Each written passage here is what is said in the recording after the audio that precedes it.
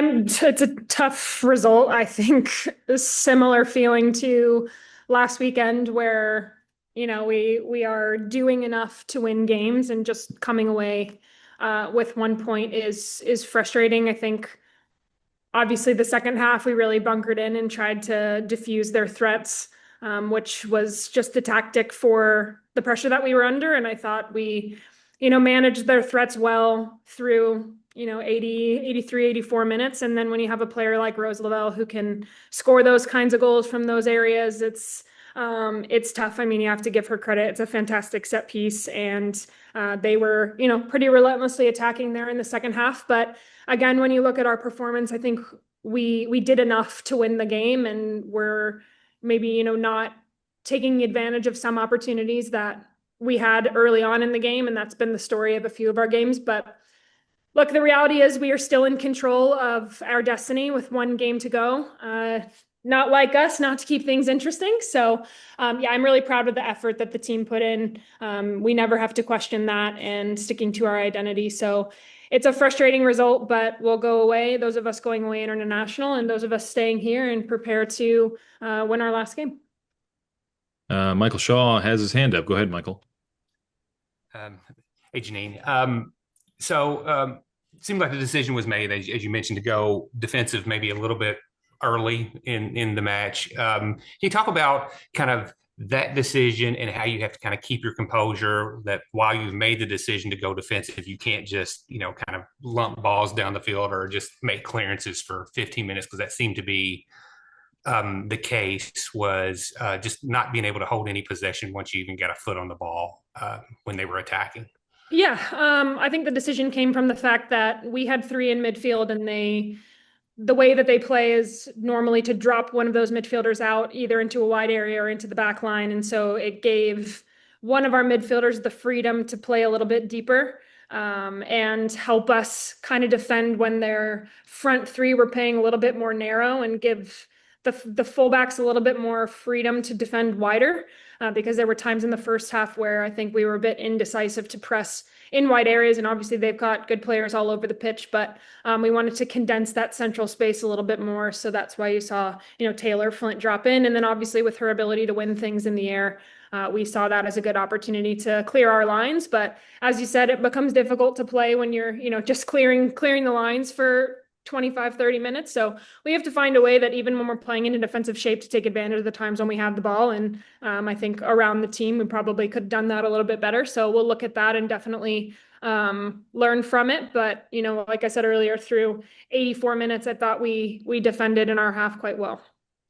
You made a nice run to get on the end of Emma's ball for that first half goal. So just talk us through that.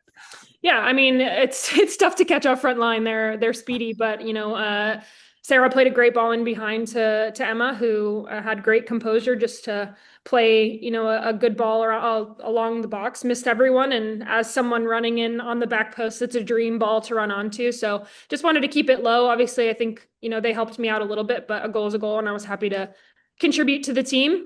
So yeah, I'm always happy to get on the score sheet, but I'd take 3 points over a goal any day.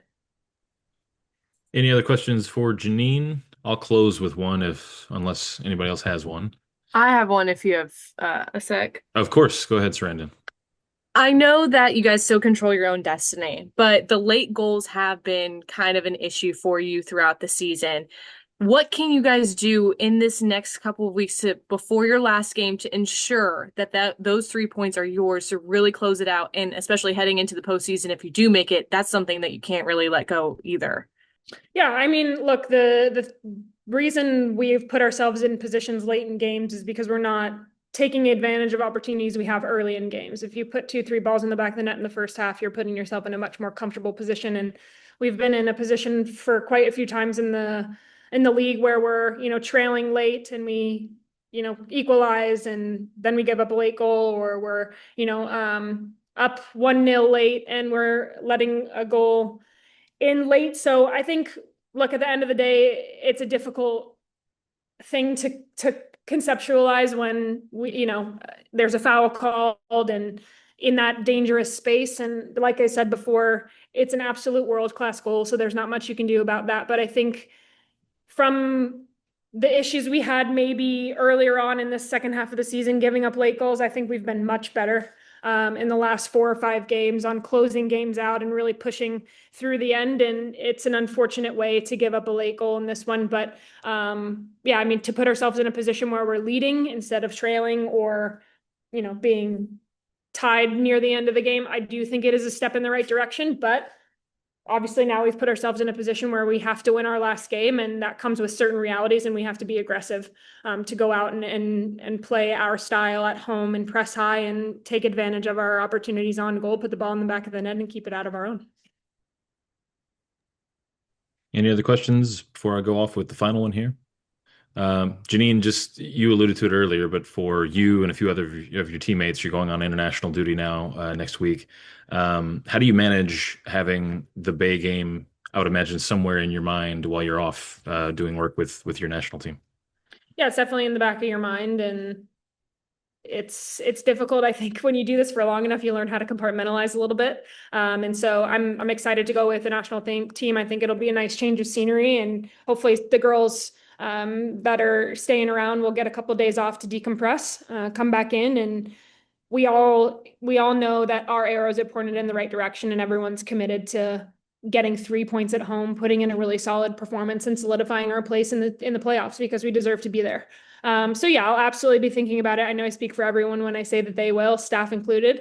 So it can be tough to go through the next week and a half and have that in the back of the mind. But I think what's super positive is we're not in a position where we don't control what happens. So that's a huge positive. And I think we just need to hold on to that and be, one foot in front of the other, take care of ourselves for those that are going away and perform well. And for those that are sticking around, to have a couple of days off, get back on the pitch, and you can look at it as extra preparation for one game. So that can never be a bad thing.